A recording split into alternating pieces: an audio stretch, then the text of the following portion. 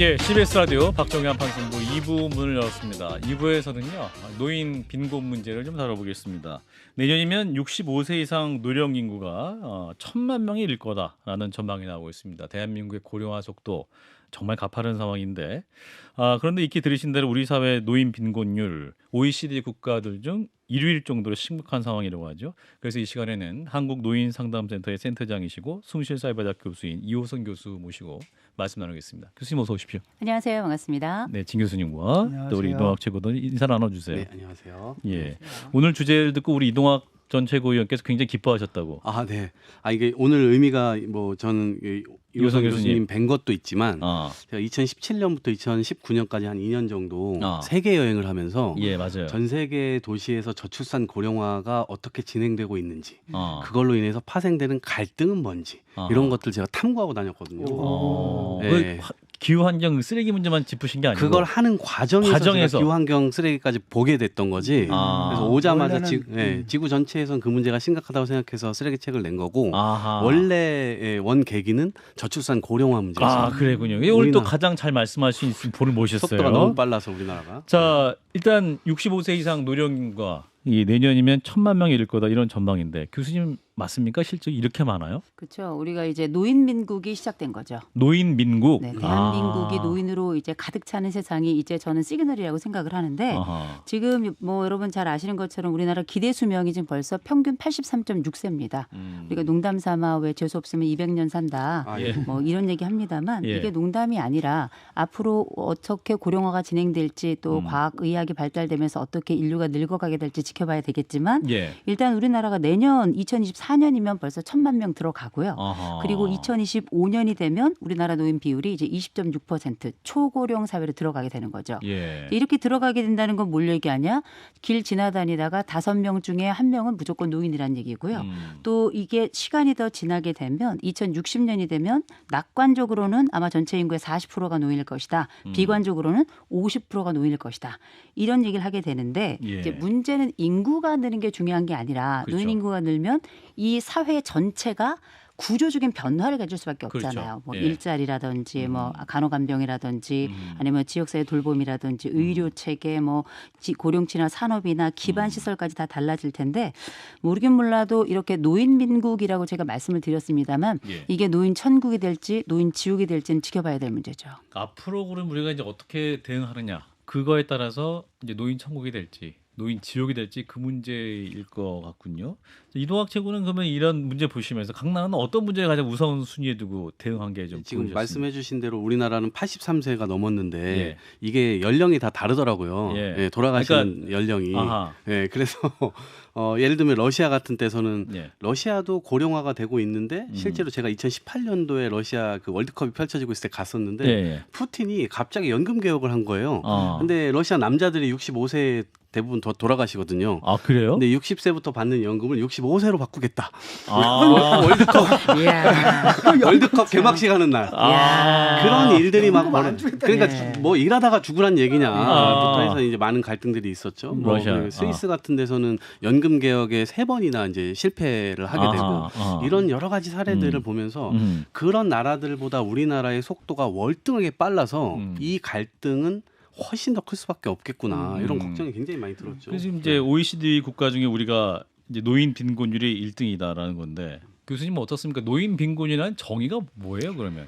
우리가 이제 뉴스나 아니면 여러 이제 책들 보면 상대적 빈곤 얘기 많이 들었죠. 그렇죠. 근데 이제 우리가 빈곤이 되게 여러 가지가 있거든요. 상대적 빈곤이라는 거 하는 건 내가 원래 사회적 평균에서 어느 정도 되느냐. 이게 이제 상대적 평균인 거고. 그래서 이 상대적 빈곤 말고 또 우리가 절대적 빈곤 있죠. 가장 대표적으로 아마 엥겔 계수. 우리가 지금 먹는 식비가 몇 퍼센트 차지하냐. 이런 기준으로. 또 이거 말고 주관적 빈곤이라는 것도 있어요. 내가 느끼기에 나는 가난한 것 같아. 뭐 이런 마음. 또 하나가 정책적 빈곤이라는 것도 있습니다. 그래서 이유는 우리가 알고 있는 뭐 주거나 교육이나 건강이나 이런 사회적인 서비스 이런 여러 가지 문제들의 권리나 이런 것들이 제대로 부합되게 성립이 되지 않아서 최종적으로 정책적인 문제로 빈곤이 발생하게 될 때 이걸 이제 정책적 빈곤이라고 할 텐데 저는 우리나라 빈곤 특별히 노인 빈곤은 저는 이 4가지가 다 합쳐진 복합 빈곤이라고 보고요. 복합 빈곤이다. 저는 거의 이게 가난의 골짜기에 지금 노인들이 처해 있다. 이렇게 지금 보고 있습니다. 정책적 빈곤, 주관적 빈곤, 절대적 빈곤, 상대적 빈곤 네, 모두 네 가지가 합친 종합적인 빈곤이다라는 OECD 말씀인데. 평균보다 이 마이크 가까이. 예. OECD 평균보다 빈곤율이 3배나 높잖아요. 왜? 상위 국가에 비해서는 4배나 높습니다. 아, 그러니까요. 네. 그럼 왜 그렇게 된 건가요, 우리나라 노인들은? 우리나라 노인들이 지금 현재 이 기본적으로 서방하고 우리가 약간 시스템이 달라요. 예. 공적 부조에 관련된 시스템이 좀 다른 게 예. 거기는 워낙에 많이 걷고 나중에 많이 주는 그러니까 이런 연금. 방식인데 아하. 우리는 조금 걷고 나중에 또 조금 주는 시스템이에요. 아하. 그러니까 무슨 일이 벌어지냐면 우리나라가 이제 청년하고 중년도 빈곤이 발생하죠. 그렇죠. 근데 그 빈곤 발생률이 청년기 때나 중년기 때나 할 것 없이 보통 한 10%에서 11%밖에 안 돼요. 그런데 놀랍게 이제 65세가 딱 넘어가면 그때부터 40%로 확 뛰어버리는 거예요. 아. 근데 이거는 기본적인 요소가 서방하고 어떻게 다르냐면 서방도 옛날 그 청년기 때나 중년기 때 그 퍼센티지 비슷하거든요. 근데 노년으로 넘어가면 그 비율이 한 17% 이렇게밖에 안 돼요. 노인 빈곤율이. 예. 근데 우리나라는 굉장히 높이 심지어 75세가 넘어가죠. 55%의 빈곤으로 올라가요. 근데 이거 왜 그러냐면 공적 연금, 그 공적 부조 자체가 그때 이 서방들 같은 경우에는 거의 우리가 흔히 말하는 임금 대체율의 거의 한 60%까지도 올라갑니다. 우리나라는 엄밀히 말하면 20%가 조금 넘을 정도예요. 아, 연금으로 굉장히 취약하기 때문에 아하. 우리가 사실 생각해보면 기초연금 가지고 살 수가 없잖아요. 우리가 노년이 됐을 때 아유 그래도 20만 원, 30만 원 가지고 살 수 있지 않냐 얘기하시는 분들이 계시더라고요. 예. 근데 이분들이 먹고 있는 약값을 기억하셔야 돼요. 아. 저희 어머니가 이번에 이제 세브란스에 가셔가지고 예. 3개월치 약을 받아왔는데 108만 원이 나왔어요. 약값이. 약값만 저희 어머니 약값만 아버지 약값은 뺀 거예요. 예. 아버지 약값까지 하면 이걸 평균 3개월로 나눈다고 하면 최소 두 분은 한 달에 50만 원 이상의 약값이 들어가요. 이렇게 제가 효도를 잘 못해서 그런 거겠죠. 근데 이게 예. 그분들의 잘못이 아니거든요. 예. 그렇다고 최선을 다해서 부모를 부양하려고 하는 이 자식들의 문제만은 아니에요. 이건 제가 볼 때는 정책적 실패가 저는 넘버 원이라고 먼저 생각을 합니다. 네, 이도학 이게- 최고도 하신 말씀이. 그러니까 이제 국가가 잘 산다라고 해갖고 그걸 가지고 우리가 자부심도 느끼고 야 우리가 정말 이렇게까지 잘 살아라고 하는데 사실 그 내실을 들여다보면 그렇지 않은 거잖아요. 상당수의 많은 이 사람들이. 예. 제가 일본에 가니까 일본도 의료, 약값 이런 것들 때문에 갑자기 하층으로 직전 이 낙하를 해버리더라고요. 삶 자체가. 아하. 그래서 하류 노인이란 단어도 생겨나게 되고. 하류 노인. 네, 그리고 특히나 돌봄에 관해서는 상당히 많은 이 사회적인 고통이 지금 수반되고 있더라고요. 노인 돌봄 문제. 노인 돌봄 문제. 누가 아. 돌볼 거냐? 그렇죠. 예. 사실은 우리나라 같은 경우도 이제 자식들이 돌보는 그 패러다임에서 그렇죠. 이제 많이 바뀌고 네. 있잖아요. 지금 사실은. 가족에게 부여됐던 이 의무가 이제는 조금씩 벗어나고 있는데 그걸 사회가 부양을 해야 되는데 예. 그 사회 부양도 지속 가능하게 지금 가야 되는데 우리는 말씀하신 대로 적게 걷다 보니까 그러니까. 그것에 대한 재원 문제는 충돌이 세대 간에 있을 수밖에 없는 거죠. 유선 이게 교수님, 어떻게 해야 돼요? 자식이 부양을 하는 문제로 이제 한정이 될 수가 없는 게 예. 지금 우리나라 그 65세 이상 되는 고령자 가구의 3분의 1이 187만이 지금 1인 가구예요. 혼자 사시는 거. 부양을 할 수가 없어요. 누가 부양해줄 사람이 있어야지 부양을 하잖아요. 그러면 이 독거노인 지금 70% 그러니까 10명 중에 혼자 사는 분 10명 중에 7명이 빈곤층이란 말이에요. 그러면 이렇게 엄청난 빈곤층들을 자식들 혹은 다음 세대가 부양을 하기에는 이게 단순한 비용만으로 해결될 문제가 아니거든요. 엄청나게 많은 인프라와 또 거기에 해당되는 비용과 관련돼서 뭐 조직들과 엄청난 것들이 많이 필요한데 예. 사실 이런 요소들에 대한 가장 기본적인 게 엄밀히 말하면 연금 개혁이 연금 맞아요. 개혁이다. 연금 개혁이 맞는데 아니면 엄청난 일자리가 있어야 되는데 예. 저는 평생 현역이란 말을 진짜 싫어하는 사람 중에 하나예요. 제가 50이 좀 넘었는데요. 예. 지금도 일하는 게 너무 힘이 들어요. 어르신들 들으면 아니 이게 무슨 말도 안 되는 예. 망언이냐 이렇게 하시겠지만 예. 그러면 저는 이런 생각을 하는 거예요. 60이 넘으면 어떨까? 70이 넘으면 어떨까? 저희 아버지가 올해 93세 되셨어요. 아하. 숨 쉬는 것도 힘드시대요. 근데 지금 우리나라에 실질적으로 퇴직하는 연령이 73세란 말이에요. 예. 그러면 그 연령대까지 일을 할 때 그 일이라고 하는 게 화이트 칼라겠어요? 대부분 단순 노무직이거나 아니면 아주 단기 직종을 가지고 있는데 이분들이 평생 앞으로 이제 10년 정도 더 지난 83세까지 일해야 된대요. 일자리가 제대로 된 것도 없죠. 거기다가 내 몸이 그걸 수반할 만큼 이렇게 따라가기 어려운 구조를 갖고 있단 말이에요. 그러면 이런 시점에 우리에게 평생 현역이 가능할 것인가? 그러니까 이거를 우리가 지금 아까 뭐 스위스 말씀하시고 또 말씀하셨는데 스웨덴 같은 경우에는 예.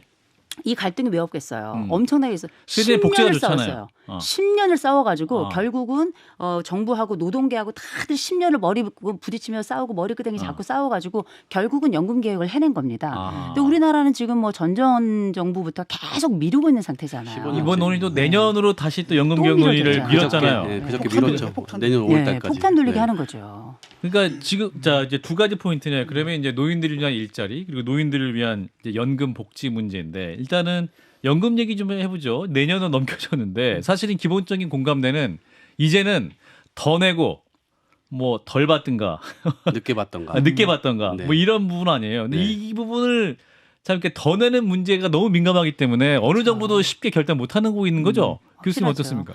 그리고 이게 지금 우리나라는 이게 단순히 복지 문제가 아니라 정치적인 문제랑 연결이 돼 정치적인 있잖아요. 문제. 예. 이게 표하고 연결돼 있기 때문에 이걸 쉽사리 결정할 수 없는 건 알겠지만 예. 그러나 이건 누구든 지금 시작하지 않으면 네. 우린 지금부터 눈에 훤히 보일 만한 명약관화한 지옥을 보게 될 거란 말이죠. 그리고 우리가 단순히 이게 노인 빈곤의 문제가 빈곤으로 끝나지 않는다는 거 다 알고 있어요. 이게 우리가 다 알고 있는 정신건강의 가장 핵심적인 이슈로 떠오르고 있는 이 우울의 문제뿐만 아니라 그러니까요. 우리나라 자살률, 노인 자살률 세계 1위 한 번도 내주지 않고 있습니다. 근데 이게 저는 제가 참. 비극적 예언을 하나 하자면 앞으로 지금 이 상태가 지속되잖아요. 그러면 노인 자살률 저는 지금으로부터 최소한 5배에서 10배가 늘어날 거라고 예측하는 사람 중에 하나입니다. 현장에서 어르신들을 만나보잖아요. 저는 이제 상담 현장에만 있는 게 아니라 복지 현장에도 같이 있으니까 예. 이 양쪽 현장에서 어르신들을 만나보면 이 가난이라고 하는 게 단순히 내가 가지고 있는 마음의 노력을 통해서 해결될 수 있는 게 아니고 거기에는 신체적인 문제 또 연결되지 못한 그 사회의 연대성의 문제 이런 복잡한 문제들이 함께 있기 때문에 예.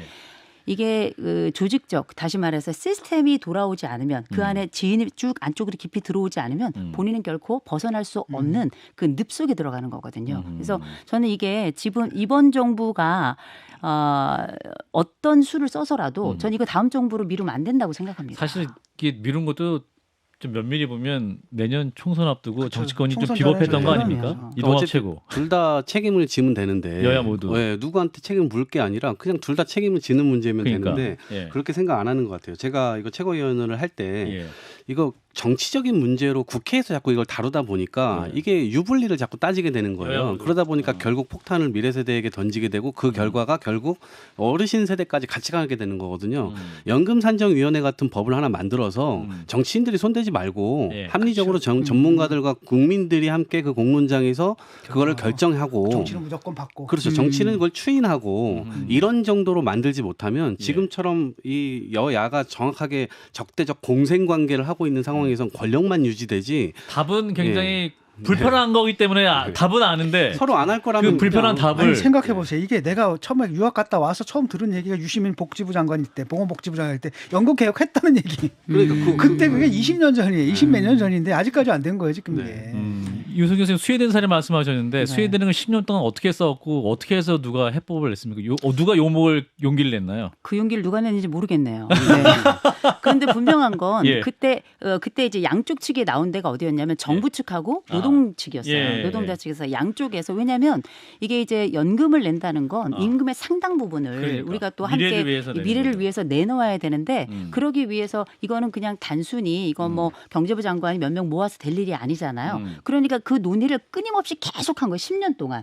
그것도 거의 매일이다 싶을 정도로. 그러니까 얼마나 이게 정쟁이 될 뿐만 아니라 사회적으로도 엄청난 이슈가 계속되고 뭐 이건 되느냐 안 되느냐 말이 많았지만 결국은 해낸 거거든요. 그러니까 이걸 요새 뭐 세대 갈등인데 이런 얘기를 할 필요가 없는 거예요. 나와서 대화하게 해야죠. 갈등이 있다면 끌어내서 계속 듣는 경청의 이야기 과정이 있어야 그다음에 발언의 과정이 있고 그다음에 함께 논의를 하고 논의 과정이 있어야 그 다음 단계로 나가는 거잖아요. 근데 이런 과정들을 왜 자꾸 미루는 건지 모르겠고 그게 바로 정치인데. 그렇죠. 원래 그게 원래 정치예요. 해야 될 일인 그거하고 거죠. 정치가 네. 실종돼 하는 거잖아요. 있으니까. 네. 정치가 실종돼 네. 있으니까. 그러니까 이게 저는 어쨌든 정치적인 역할이 좀 필요한 것 같은데 이게 이제 지금 저 교수님께도 여쭤보고 싶은 건데 지금 대한민국의 노인 연령 65세로 돼 있고 이건 전 세계적으로 공통이잖아요. 예. 근데 지금 개혁을 해가지고 그 노인 연령이 의미 없게 만들어버린 개혁 나라들이 있단 말이죠. 예. 이를테면 은퇴 연령하고 연금하고 이런 것들을 연계시킨다든지. 예. 근데 우리나라도 사실 그게 필요한데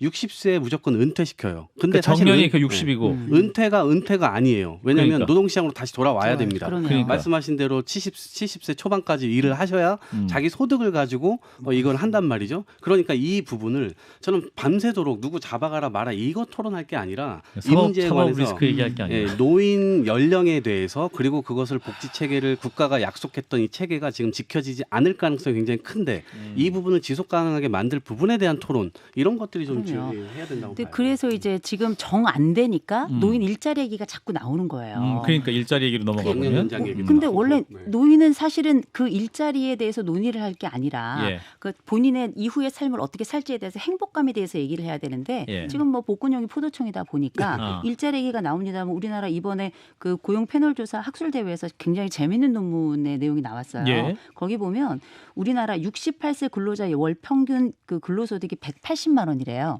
전 이걸 보고 먼저 느꼈던 게 뭐냐면 68세 근로자가 있다는 게 너무 싫고요. 두 번째로는 이분들의 근로소득이 180만 원인데 이게 기본적으로 58세 그 직전 10년 차이 전에 나는 58세는 받던 임금. 311만 원이에요. 아. 42%가 적어요. 아하. 그랬다가 이게 나중에 이제 75세로 넘어가잖아요. 이 75세 중에 지금도 27%가 일을 하고 있는데 이분들 월 평균 근로소득이 139만 원이에요. 최저임금이 안 되는 거예요. 그런데 이분들이 보통 부부가 다 살아있단 말이에요. 그럼 이제 노인 빈곤율은 더 높아요. 여성 노인들은 특별히 더 높은 빈곤율을 보이는데 부부가 함께 살면 오히려 더 가난해지게 되는 이런 양상이 왜냐하면 부부가 함께 살 때하고 여성 노인이 혼자 살 때하고 이 복지 서비스가 또 달라요. 이런 여러 복합적인 문제가 다 있기 때문에 지금 현재 우리가 연금 얘기로만 끝낼 것이 아니라 지금 이번 정부도 노인 일자리에 대해서 굉장히 그렇죠. 아주 적극적으로 나서고 계시잖아요. 예. 이게 표든 뭐든 일자리도 좋지만 양질의 일자리 정말 될 만한 일자리 아까 말씀드렸던 그 180만 원 받는 분들 거의 많지 않습니다. 이거보다 훨씬 더 적겠죠. 열악한 환경에서 열악한 보수를 받는 분들이 훨씬 더 많지만 나이 들었다는 이유로 그냥 함구하고 살아갈 수밖에 없는 거거든요. 예, 일자리 얘기하셨는데 그리고 또 이제 연금을 더 내고 정부가 더 이제 수거를 해서 그걸 또 이제 분배에 대한 걱정을 해야 되는 것인데 그렇다면 정년 좋은 일자리에 정년을 좀 늘려가지고 어떤 그 연금 수급 체계를 더 개선할 수 있는 방안도 필요하지 않냐 이런 얘기도 있고 그래서 지금 60세 정도의 정년을 좀 더 늘려야 되지 않게 일본은 이미 이제 늘리고 있지 않습니까? 일본 사례 좀 얘기해 주시면. 그러니까 정년을 연장한다라기보다 이거 계속 고용이라는 말을 계속 고용. 하더라고요. 일단은 거기 노동 이 권한까지는 커트를 해버리고 다시 계약을 해서 일을 할 수 있도록. 지금 우리나라도 예를 들면 선생님들 같은 경우는 정년 퇴직을 하셨어요. 근데 다시 현장으로 돌아와서 아이들 가르치고 하는 것들이 있거든요. 예, 그런 것들로 하거든요. 이게 왜냐하면 어르신들, 그러니까 예를 들면 60세 은퇴, 50대들이 여전히 많이 남아 있으면 연봉이 한 3배 가량 받잖아요. 그렇죠. 그럼 젊은이들의 진입이 어렵단 말입니다. 이거를 제가 그냥 소세지 같은 소세지 모양이 생각났어요. 소세지 안으로 젊은 사람들은 들어가야 되고 어르신들은 거기서 빠져 나와야 되는데 어르신들 세대가 다시 들어오니까 기득권에 대한 문제가 청년 세대와 이게 또 세대 부딪힐 수밖에 갈등까지 없는 이어지고. 거예요. 예. 예, 그런 것들이 이제 연결되다 보니까 이거는 서로 죽고 못 사는 그런 관계가 아니라 서로 상생하고 공존의 룰을 찾아야 되는 거잖아요. 기존에 국가가 해줬던 약속 못 지키겠다. 그러면 이것을 어떻게 하면 지킬 수 있게 존엄한 노후를 맞을 수 있게 혹은 이 청년들도 활기차게 이 경제 안으로 들어갈 수 있도록 만들어주느냐. 그러면 저는 그냥 정년 연장은 좋은 직장의 경우는 당연히 남아있고 싶을 텐데 그런 직장은 오히려 또 청년들이 가고 싶어하는 직장이잖아요. 그러니까요. 그런 것이 그래서 청년들이 선호하는 일자리는 좀 나중에 하고 좀 비선호되는 일자리부터 정년 연장에 대한 생각들을 지금 우리 사회가 논의를 좀 해서 그 부분부터 좀 풀어보면 어떨까. 이효승 교수님. 이게 또 만만치 않은 주제일 것 같긴 한데 그러니까 이미 사실 우리가 정년 연장은 전 뭐 불가피한 일이라고 생각해요. 불가피하다. 근데 문제는 뭐냐면 이 정년이 연장되게 되면 아까 말씀하신 그 소세지 구조처럼 이 청년들이 가지고 있는 그 파이의 몫에 대해서 굉장히 힘들어하고 또 고통스러운 또 다른 고통이 유발되는 이런 상황이기 때문에 사실 우리가 이 지금 청년 세대하고 노년 세대 보면 누가 더 고통스러운가 고통 경주를 하고 있는 것 같단 말이에요. 그러면 지금 여러분 아시잖아요. 2030 세대 그 기초생활수급자가 지난 5년 사이에 5배가 늘었어요. 2030. 엄청나게 늘었습니다. 그 청년이 어떻게 기초생활수급자가 되는가. 이거 굉장히 사회가 관심 있게 봐야 될 부분이긴 한데 물론 노인 기초생활수급자는 또 말할 수 없이 많고요. 근데 이게 정년을 늘려가기에는 지금 우리나라가 사회가 너무 빠르게 변하고 있다라는 게 이제 학자들의 주요 이야기고 또 새로운 일자리가 또 새로운 달라지는 세대를 그 윗세대가 다 맡아서 일을 하기에는 부적절하다는 거예요. 일의 숙련도나 그 새로운 뭐 이를테면 우리가 챗GPT 뭐 이런 얘기 하는데 맞아요. 저도 잘 못해요. 저도 잘 못해요. 기술이 너무 빨리 변하니까. 그럼요. 그런데 이제 이렇게 달라지는 세상 속에 위쪽 세대가 이렇게 많은 것들을 끌어안고 있다면 더군다나 고연봉으로 끌어안고 있다면 이건 과연 적절한 일이냐. 그래서 이게 쉽게 이 자리에서 논의가 끝날 건 아닙니다만 이제 분명한 건 노인적 합평 일자리를 만들어내야 되는 건 사실이에요. 대신에 양질의 일자리를 만들어내야 되는 거고 저는 이제 그 일자리도 일자리지만 거기에 조금 그 일자리가 만들어지기 전에 먼저 저는 복지 비용부터 좀 늘려야 된다고 생각하는 거예요. 이번에 복지 비용 많이 줄였거든요. 나라가 많이 줄였는데 우리나라가 복지 지출과 관련해서는 기본적으로 우리나라 그 선진국 우리보다 먼저 선진국 대열로 가면서 우리나라보다 그 GDP 우리나라 수준의 GDP를 지나갔던 그 나라들의 복지 비용에 비해서 절반밖에 안 돼요. 지출 비용이 지출하고 있는 게 워낙에 적게 지출하고 있기 때문에 생겨나는 빠른 고령화를 막아내지 못하는 게 먼저라서 저는 일단 일자리는 일자리대로 만들고요. 먼저 복지 비용을 지금처럼 이렇게 줄여나가는 방식, 깎아가는 방식은 저는 정말 적절치 않다고 생각합니다. 그래서 저는 이번 정부에 대해서 굳이 말씀을 좀 드리고 싶다면 이렇게 이 노인 일자리 만드는 거 좋지만 정말 항구적으로 필요한 복지의 예산을 깎는다는 건 저는 이거를 비극의 문을 연다고 생각해요. 이 교수님 지적하셨는데 이제 노인 요양시설 예산이 내년에 반토막이 났다. 민주당이 그렇게 지적을 하고 있는데 이동학 최고도 그 문제 인식하고 계신가요? 그러니까 이게 이제 앞으로 돌봄 문제 말씀드렸는데 그 돌봄을 누가 해결할 거냐를 두고 사회 곳곳에서 아마 많은 파열음들이 일어날 겁니다. 근데 제가 여행을 딱 갔다 와서 2019년도에 우리나라 광역시도 중에 가장 초고령화율이 높은 속도가 가장 빠른데 부산이었어요. 부산은 이미 지금 초고령화에 들어섰거든요. 20% 인구의 20%가. 근데 제가 가가지고 그 노인 관련된 정책 담당자를 만나서 인터뷰를 했는데 아무것도 준비가 안 되어 있다는 거예요. 그리고 실제로 이거를 이제 보고서를 올려서 뭐 이렇게 시장님이든 누구든 이렇게 계속 보내면 그것에 대해서 중요하지 않게 생각을 한다는 거예요. 제가 그때 생각했었던 건 뭐냐면 오히려 전 세계가 지금 초고령화되고 그 속도로 가고 있는 거거든요. 그 지점으로. 그렇기 때문에 대한민국이 오히려 산업화에 성공했던 모델을 만들듯이 고령화에 대처할 만한 모델을 만들어 보자. 그런 차원에서 예를 들면 젊은 사람들이 초고령화 문제를 해결하는 스타트업 같은 것들을 많이 이 창직을 할 수 있도록 많이 만들 수 있도록 이를테면 네덜란드 같은 데 가니까 노인 어르신 실버 뭐 오락기 게임 그다음에 노인 실버 뭐 엘리베이터 뭐 이런 필요해지는 여러 가지 이제 지점들이 많잖아요. 그런 데들을 빨리빨리 치고 들어가서 거기에서 어르신들의 어떤 이 일자리를 같이 창출한다든지 그 산업을 좀 돌보는 그런 이 사회적 어떤 책무까지 같이 진다든지 이러한 다양한 것들이 시도되고 있더라고요. 우리나라도 그럴 필요가 있지 않겠나. 그렇군요. 지금 얘기를 나눌수록 이거 정말 큰일이구나 우려밖에 안 생기는데 독일 사례 살짝 좀 교수님도 그 과거 좀 돌아보시면 독일은 이 노령화 문제나 어떤 노인 복지 문제 어떻게 접근했는지. 뭐 독일 같은 사회는 워낙 준비를 잘했고요. 문제가 발생하면 개혁들을 또 해냅니다. 바로바로 해냈거든요. 정치의 힘으로.